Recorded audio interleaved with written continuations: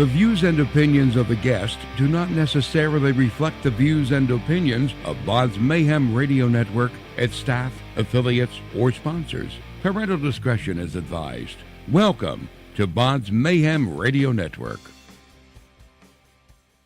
This is Grayson Erhard, and you're listening to BODS Mayhem Hour.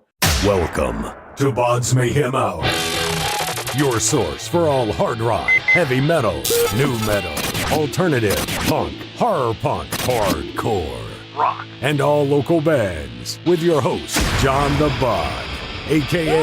the Bodfather. Hey everybody, welcome to BODS Mayhem Hour. I'm your host, John the Bod, a.k.a. the Bodfather, and as always, I'm bringing you guys and gals awesome interviews. Today, it's an honor and a privilege to have Mr. Grayson Erhard.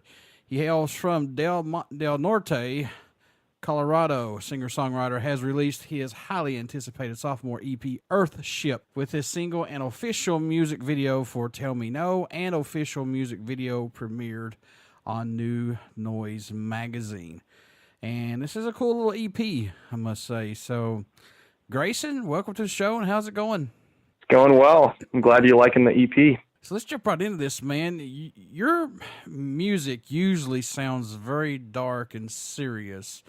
You've been wanting to get away from that side of your music and try different things. Does this make you nervous to try that? And so far, how's it been going that route with trying some new stuff, man? Yeah, absolutely. It's been kind of nerve-wracking for me. If you've had a chance to listen to my old music, it's typically just, very dark, very brooding, very serious, very intense, typically like just very technical as far as guitar playing goes, lots of crazy stuff happening. And I have this entirely other side of my personality that's goofy, kind of upbeat, and like just I'm not like always brooding. I'm not always serious and dark, and I really wanted to showcase that side of my personality with this new music, and I think I did it well. I also kind of wanted to get away from the super intense technical music that I've played in the past, and play music that's just a little more focused on the actual songwriting, the lyrics, the kind of the vibe and all of that. And so far it's been going really great. Seems like the fans have been really, really digging into it and loving it. So makes me feel very good. So pretty much these two EPs are night and day compared to each other. Oh, absolutely. How's it been working with Tag Publicity so far? It's been great. Yeah. Really nice people. Been happy with what they've done, and yeah, it's been good. What's impressed or excited you the most, Grayson, about working on this new EP, Earthship? What's caught your eye about it the most, if anything, possibly, either working on it or song-wise? What stands out for you? That's a great question. I think what stands out to me about it is it's a very well done combination of an accessible sound mixed with music that I think a musician can truly appreciate. A lot of musicians will kind of either go one way or the other, with the extreme of, I'm going to make very technical music that only musicians can really digest, and the average listener is kind of just like, what's going on? It sounds chaotic. On the other hand, you really have to simplify things or just minimize the amount of things that you're doing so you can actually reach a person and an average listener and, touch them in a way with your lyrics or the feeling in the song. And I really think that this EP is doing both of those very well. Any songs off the new EP stand out more to you than any on it as of right now, if possible? I mean, I know these are like picking your favorite sports team, or whatever, but any stand out for you? Yeah, absolutely. I mean, I like each song for their own reason, of course, but to me personally, my favorite songs would probably be, and I'm going to have to pick two. It's really two for me. I can't really just narrow down one, but I really like Introvert because of the complexity in the beat and just kind of like how I combined everything together, all the sounds, and like I threw in like some sweep arpeggios, which I feel like you don't really typically hear in kind of like a poppier rock song. threw in some really cool elements. I did I brought in some acoustic guitar techniques that I've never actually heard in a rock song, where I'm actually slapping harmonics on the guitar neck. I thought that was really cool. But then as far as production goes and composition, I really like Time to Move On. It's got such a unique production value to it, and I've never really heard anything like that. What made you want to incorporate the acoustic guitar with the slapping and stuff on it like that? What was it that made you want to try that for once?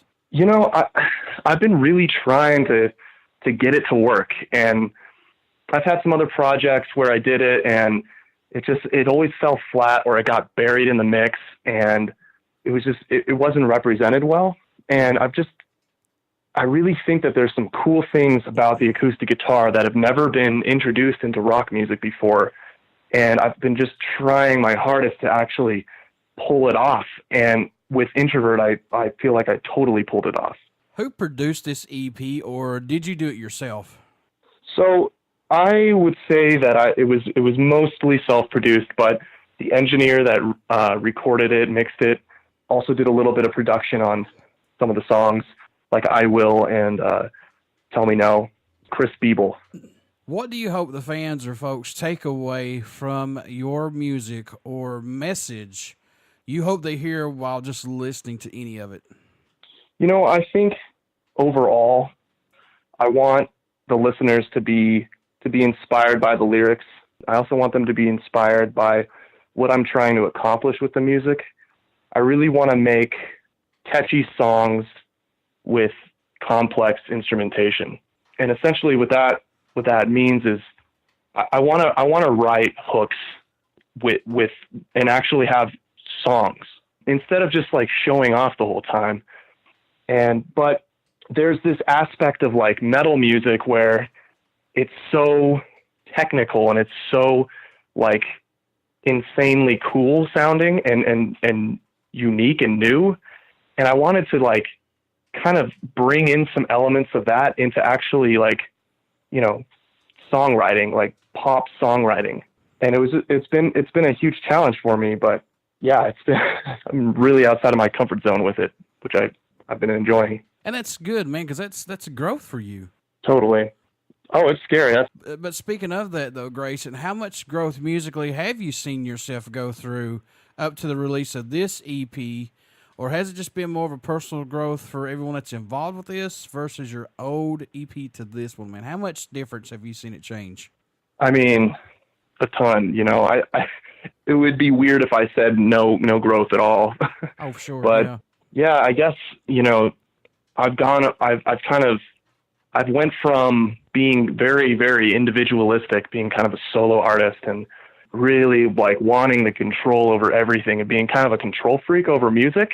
And I think it was just kind of to prove something to myself that I could do it on my own. I don't need anybody else to like, you know, have a successful song.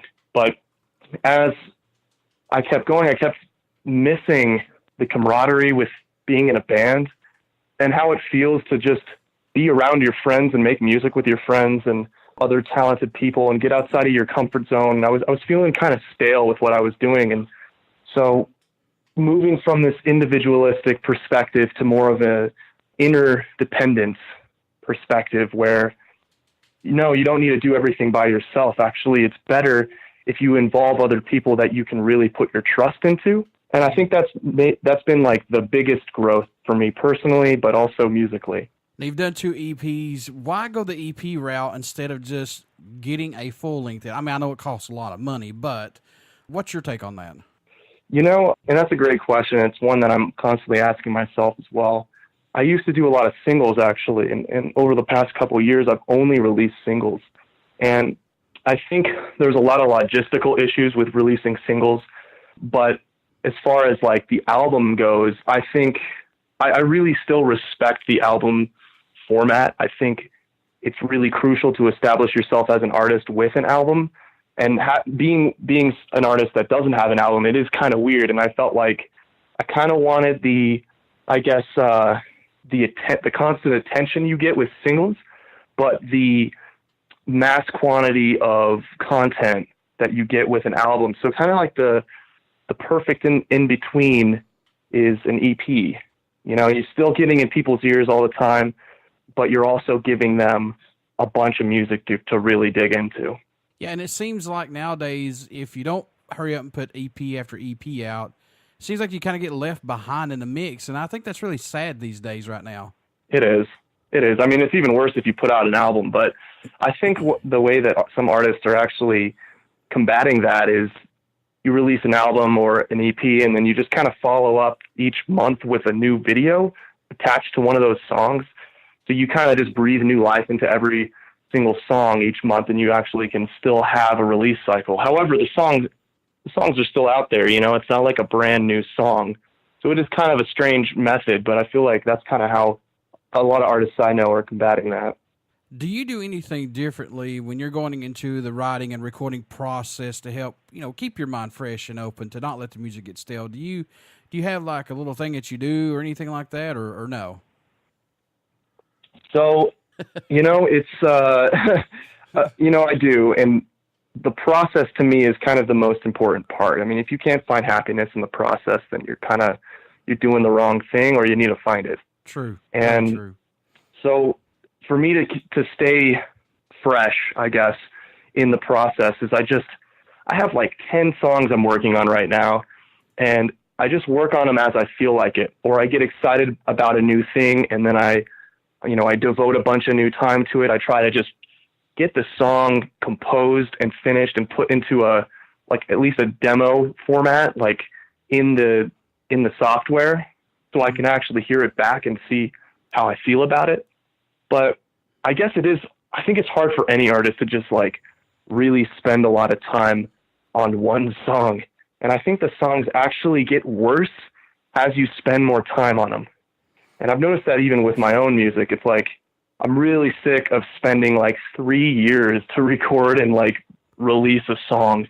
Jeez. Write, record, release. It's just, I've done that with like almost all of my music. Like this new EP, it took me, like the first song on the EPs took me 3 years from the initial idea to actually releasing it. And then the other songs were a little better. It's like about 2 years, like a year and a half to 2 years, which is still like, to me, kind of like too long.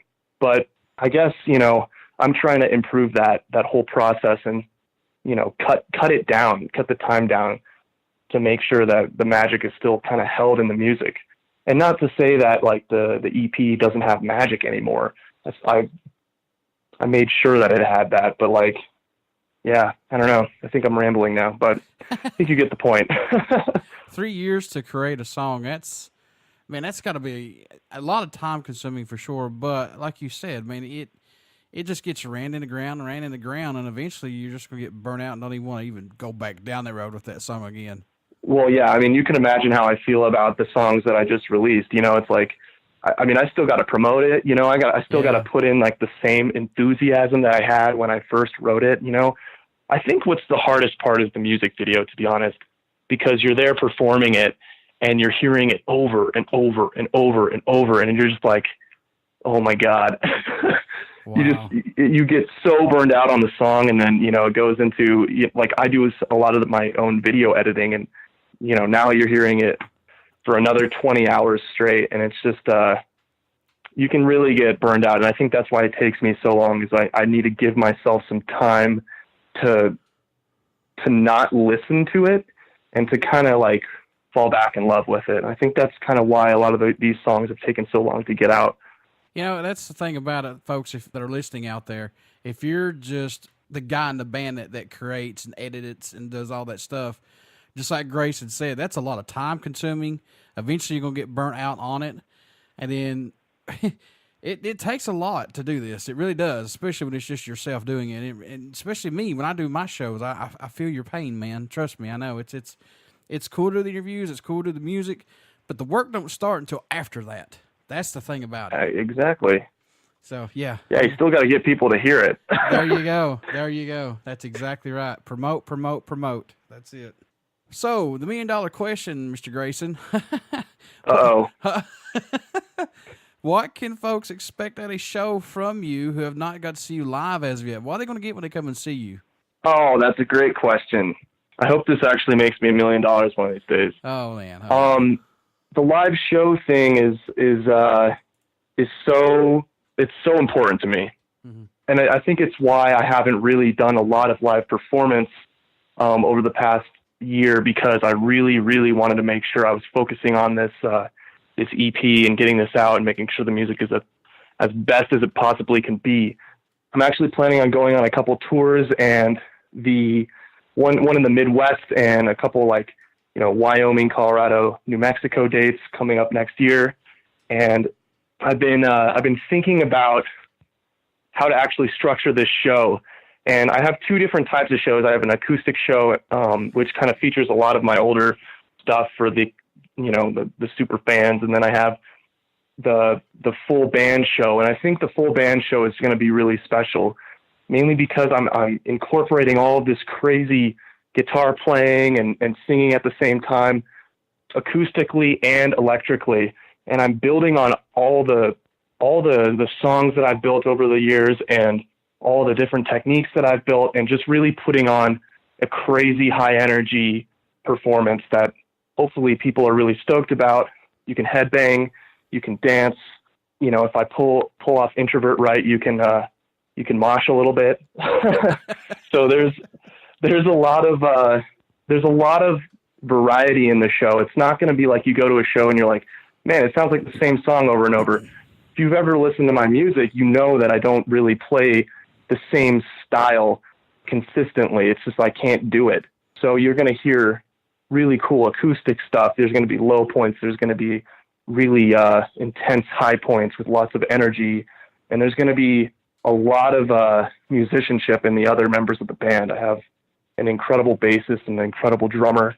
You can tell I'm getting excited about it, but you can hear this really cool play off of the guitar percussion that I do, mixed with actual drumming and auxiliary percussion playing off of each other, which I don't think anyone in the world is doing right now. So it's quite the special experience. We're living in a digital era right now, and I know this is, this question kind of gets yays and nays on it, and it's a double-edged sword question, but I like to ask it. Do you like the digital era of recording albums to get music out quicker, and plus social media now, especially to help the DIY bands like yourself and the other big bands as well, to get music out to the fans who have not got to hear them or anything like that, to discover them on social media? Do you like this that we're living in, or no? Yes, I do. Not a quick answer, but the reason I like it is because I really like the idea of any time a song of mine gets played, I'm getting something for it. Mm-hmm. Right? Mm-hmm. I think that's huge. And I think a lot of artists complain that, in the age of these digital service providers, the streaming services and whatnot, sure, you're getting paid fractions of a cent, but you can guarantee that you're actually getting something, some sort of monetary value out of any play that happens. And I think that's really cool. And I think it's only going to get better, especially with the Music Modernization Act getting passed. I think that's going to be huge, because I can't tell you how frustrating it is to try putting a cover up on Spotify, and essentially you just lose money. This was before the Music Modernization Act. You would lose money by just having the cover up there and getting played. Just kind of not fair. And it's like, why would you set it up that way? But so there's definitely the limitations of the digital era. Social media can really burn a musician out, or honestly anybody out. So that kind of aspect gets a little annoying, and having to upkeep all these different accounts and stuff like that. But overall, I really think it's a great thing for creators, and it's allowing a lot more art to be exposed to the world. Yeah, you've got SoundCloud, you've got YouTube, you've got Facebook, you've got Mixcloud, you've got all this stuff, and I've got it all except for SoundCloud. Oh man, I don't really mess with SoundCloud. It's not my vibe. I don't think my music really would perform well. It's more for rappers and EDM artists, seems like, and kind of people just getting their start. I think the next route I'm going to do, maybe maybe summer, I'm going to try to do Spotify to load every interview that I've done. And I've got like over 1,000 interviews, man. I've done. That's awesome. Yeah. And it's a lot of time consuming, folks. It's not just click a button and it's done. No, a lot of hours.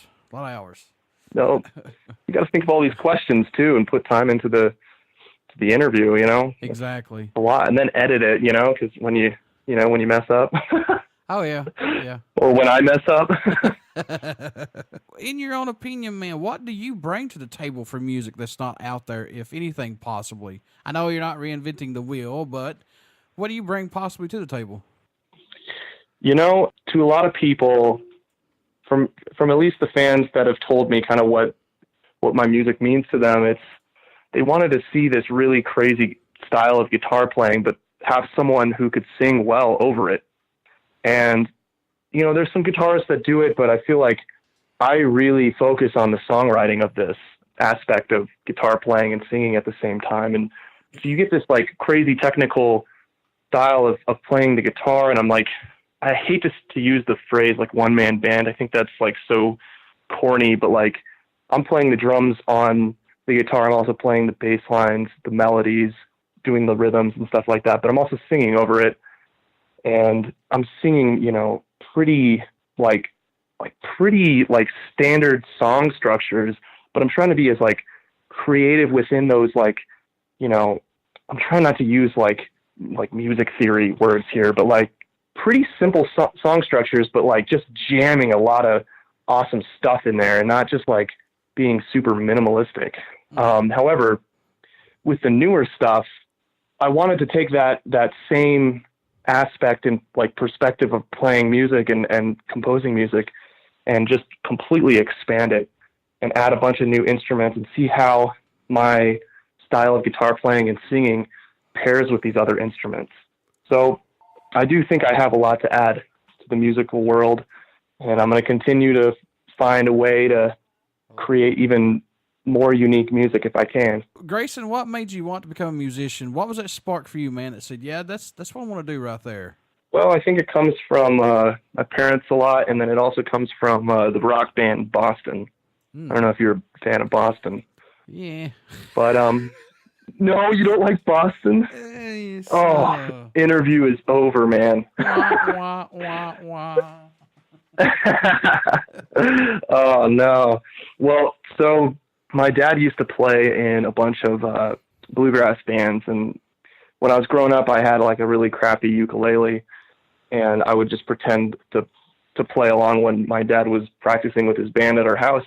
And I don't know, I think just having that exposure to it and seeing how cool that whole experience was for him, and getting to see him play live on stage and being at these festivals, I thought it was the coolest thing. And then it kind of took my mom to tell me to stop, messing around with the guitar and actually learn how to play it. And so I think, my parents had a big influence on me in that case. But like, I remember my dad taking us to preschool and having that first Boston CD in the radio. And I honestly thought the vocalist was a chick. So like for years, I thought he was a chick. But when I found out that like he was a dude, that was also like the craziest thing to me. And just the guitar riffs were like I just thought it sounded like the coolest thing in the world. Having like absolutely no music knowledge, back in the day, just like hearing these cool tones and, like kind of the spaceship vibes of that record really inspired me. And I still have yet to meet Tom Schultz. I really want to meet that guy. That's the guitarist of Boston. Still trying to figure out a way to meet him. I feel like that would be a little too much starstruck for me to handle, but I need to make it happen. So yeah, happens, Boston man. And parents probably. It happens, man. You get to meet one of your idols and all that, especially musically, and it's just like, don't fuck up. Just say hello. Oh man, if I met Tom Schultz, I don't know what I would do. I've gotten pretty good at, meeting idols and stuff like that, not being a weirdo. Yeah. But that one would be really hard to remain calm. Oh, I've said this many a times on the show, and I'm sure the folks out there who listen to the show, they they're probably sick and tired of me saying this, but Metallica for me saved my life. So that band, everything. That's my all-time. Other than the original Misfits, them and Black Label, Metallica's my favorite band of all time. So that's so cool. Yeah, I would love to get a 15, 20-minute interview with them, man, and just get to tell them that they saved my life at a time that I needed music more than it needed me. You know what I'm saying? So, yeah, absolutely. So, yeah, I owe those guys a huge, huge thank you. So, maybe one day. Well, I hope you get to talk with them, man. I do that too. would be awesome. I do too. I've tried, so that's all you do. Just keep trying, Polite persistence, Yeah, exactly. I mean, 15, 20 guys, just a 15, 20-minute interview. That's all I'm asking. Yep. All right. Is there a country that stands out or even shocks you that you found out you get support from, or even your music's played there? Oh my God, yeah, man. I mean, I have an international audience, which still blows my mind to this day. I actually just dropped off. So before I go into that, I have fans from all over the world that will cover my music, and they'll post it online and, sometimes tag me in it. Sometimes they won't, and I'll somehow find it. And recently I've actually been reaching out to these fans and saying, love your cover. Thank you guys so much for, supporting my music and learning my music. It's super flattering, and I feel very honored by that. And how about I send you a free autographed poster? Oh. And I just recently sent a poster to Indonesia. Wow.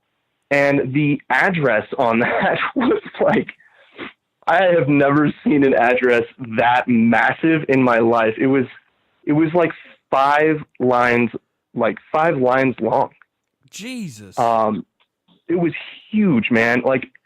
I couldn't even fit it on the actual package's address thing. I was like, what is going on? I'm sending an autographed poster to a awesome chick that covered my song in Indonesia. What?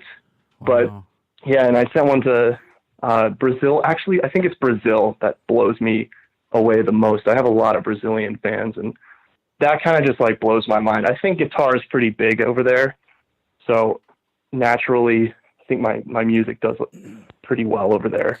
How crazy is it? Because I just interviewed a band called Burden of the Sky, and they also said that the country that shocks them the most is Brazil. And to me, when I think of Brazil, I'm thinking of Soulfly, bands like that. Heavy bands, heavy metal bands, stuff like that. That you should check out Vitalism. I'll check them out for sure. I don't know how much you're going to be into it based off of your other song, your other artist, but I mean they're fucking insane, man. That's good. I was whoa, they're from Brazil.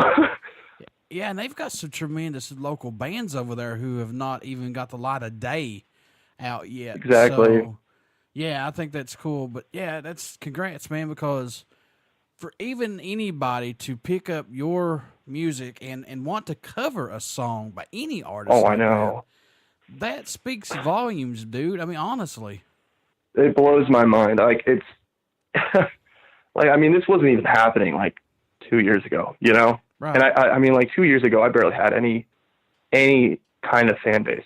And in the last 2 years, it's just been very explosive. And it's kind of hard to hang on sometimes, but to see these people be so affected. And I mean, I've even had comments like what you've said about Metallica to me from my song, mainly Manifest. And that just it pretty much makes my entire life when I hear something like that. So I feel if you can get a chance to tell Metallica in any way, I mean, that's going to make their day. I mean, that's kind of what they live for. Yeah, and especially you reaching out to them and telling them that, and plus sending a signed autographed poster to someone, that I can't express how much that reflects on their life and what they're going through. That could be that spark of positivity that they need to overcome anything. Totally. So. Oh man, That's getting me all emotional now. I get Well, it. how cool would it be just like in Indonesia and like one of your favorite artists hits you up and wants to send you a free autograph poster? I mean, Sure. that would Yeah. be crazy. Exactly. Yeah. That's awesome. To Tom Schultz, send me an autograph poster, Yeah, Tommy, get on that shit. Grayson, my friend, how can folks stay in touch with you? Buy this new EP, sign stuff if you got it, tour dates, merch. How can they do that, my friend?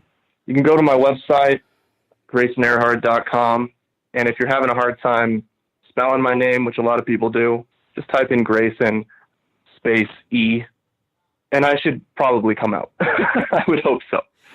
My website will show up. Everything that you could possibly imagine that you want is going to be on that website. All my tour dates, all my merch, autographed posters that you can purchase, streaming links, everything. So kind of the hub for everything. And folks, when this interview gets posted to the BODS Mayhem Hour YouTube page and the BODS Mayhem Mixcloud site, the links will be in the interview, so that way you can go and click on the links to his website, whatever that you need to get to Grayson to buy his stuff. So I'll help you out on that as well on my side. Before I let you go, good sir, would you care to do a promo for my show, Grayson? Sure. Sounds good. This is Grayson Erhard, and you're listening to BODS Mayhem Hour. Everybody stick around. We got some great, great music coming up, and you only hear these interviews right here on BODS Mayhem Hour and BODS Mayhem Radio Network. You can always find the interviews on BODS Mayhem Hour's Facebook page. Also, check out the links for the YouTube page and Mixcloud site, also in the links on our pages. So, Grayson, I wish you the best of luck, my friend, and keep in touch. Thank you so much, John. That's when I take my